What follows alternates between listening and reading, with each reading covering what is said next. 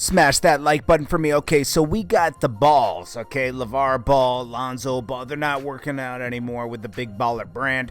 We'll get into that in a second. He just allegedly accused somebody of taking $1.5 million from him. Somebody his dad hired, okay, to handle all his money. Then we got Skinnyfromthe9 comparing himself to 6ix9ine, and I'm not going to play the phone call because I don't own the rights to the phone call, but I heard the phone call where he's talking about his dad allegedly going to the police department and maybe, filing a report for him being attacked in the hibachi bar. Then the hibachi grill, sorry. And then we got Michael Rapaport. He gets a response from Kodak Black. Kodak Black responds to him, discrediting him for comparing himself to Tupac and everybody else. Okay, guys, let's get into this. This is Jordan Tower with JT News. Good vibes, gang. Smash that like button for me, guys. And if you guys want to run ads on the channel, it's jordantowermedia@gmail.com. I don't do it often, so take advantage. Also, guys, make sure you smash that like button again. I have to remind you guys. And if you want good luck, you smash the like button, man. Okay, let's get right into it. Okay, so let's get into Lonzo Ball because this is interesting. It looks like he's trading Big Baller brand for Nike now. Okay, him and his brother Mello, I don't think they're gonna be working with their dad anymore for a while. They've unfollowed their dad. Their dad hired someone in 2010 in charge of their money, but this guy allegedly did 7 years of fraud before that. Now LeVar Ball says he's gonna make everything right with Lonzo, the $1.5 million, right? And also I don't know, it's like everyone's trying to process this whole thing of, him going with Nike, bailing on Big Baller brand. We'll have to see. I mean, it was they turned down deals from Adidas and everything allegedly in the past, but I think Lonzo Ball is becoming his own man now. And, Bron quickly liked the picture, LeBron, allegedly, okay? But, we'll have to see. Family turmoil. His dad was a little aggressive and everything, but his dad wanted the best for them. But that misstep happened, so $1.5 million is a lot of money. It's not a couple thousand. It's $1.5 million. Okay. Let's get right into Skinnyfromthe9. We saw him, got the shrimp slapped out of him at the hibachi bar.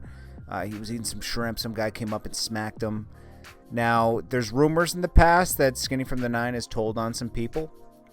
He compares himself to 6ix9ine in this situation. He's on the phone with some guy, and he's like, yo, I'm going to just have my dad. My dad's got my best interest. He's going to go to the police department, and he's going to file a report for me, and that way it doesn't come back to me.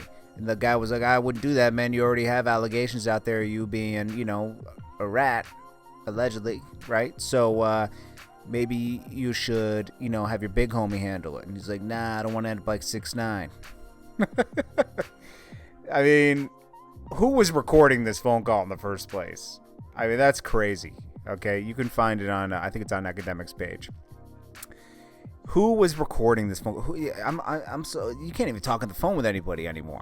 I don't talk on the phone. I mean, it's like everyone's recording you. It's like everyone's a federal agent, so I don't know. I know some people, these guys were thinking they were exposing him, but it's also like you're also recording phone calls, my G. Lastly, let's get to Michael Rapaport. Now, Michael Rapaport was mad that Kodak Black was comparing himself to Tupac. He thinks he's better than Tupac and Biggie. I'll just play a little bit of that, and then we'll get to Kodak Black's response. Kodak Black, the non-rapping rapper, said that he should be looked at in the same category as Nas, Tupac, and Biggie. He also said that Tupac and Biggie only became legends because they died. Duke, you're not dope. You're not a dope rapper. You have no skill set. You have no flow. You have no... Now, that's where I disagree. I think Kodak Black is a dope rapper, but he's different than Tupac, Biggie, and Nas, It's just different, okay? But I don't think we should hold him at the same level. And Nas isn't dead. He said that you have to die to become great. Nas is notably one of the best rappers, okay? Well, Kodak Black didn't like hearing that, and he responds.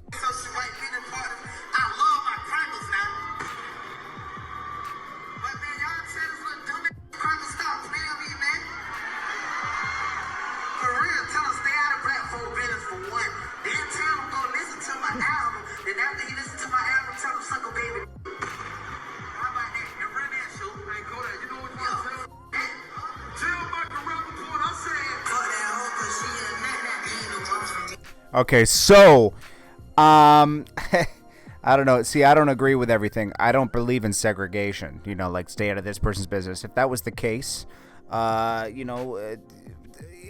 if black people can't get involved in white people's business, white people can get involved in black people's business, that's called segregation. First of all, and second of all, the reason hip hop is so big is because everybody's into it. Chinese, white, black, everything. Yes, it started in the Bronx, it started in the hood, and it started with black people, and that is a fact, okay? And they make it, it's cool. It's cool because of that. And it became so big and with big brands attached to it because everybody loves it. It's an amazing thing, right? But, you know, if you look at sports, right? This is how, you know, just look deep into history, okay? Hey, rap is not a white thing at all, you know? But white people partake in it. Just like basketball used to be a white sport, but black people are way better at basketball than black people. Black people are way better at basketball than white people. They took over the sport, and as they should. They're better, okay? I'm just saying, you know, but like, let's not segregate each other, okay? We're supposed to be coming together more, not separating. And I hate it when people try to separate it. Now, yes, you could be mad at Michael Rapaport for commenting on you because he's not in the rap game. Michael Rapaport is an actor, and you can tell him to stay in his lane. I agree with that, Kodak, and I believe Kodak is a good rapper, okay? I listen to a lot of Kodak's music. I think he's dope. Is he out to... Does all this nonsense ruin a lot of things? Absolutely. I think he's great without all this nonsense going on. But that Kodak wouldn't be being himself if he wasn't doing all this, because I think he naturally likes to start a little drama, you know, and it's okay, man.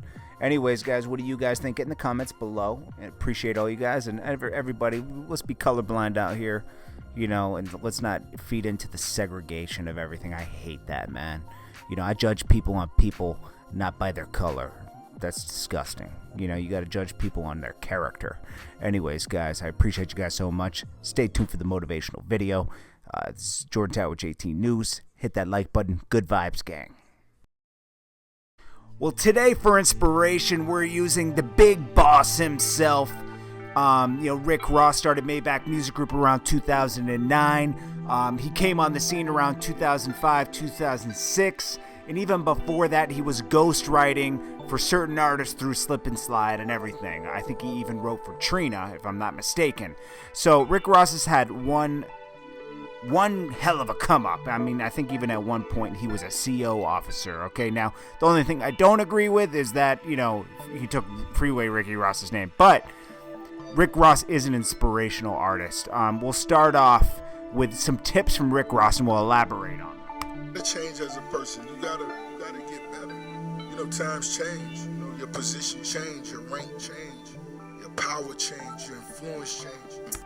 You always got to be changing as a person, because as you elevate in life, certain people have to leave your life and certain new people have to enter for you to get to that next level.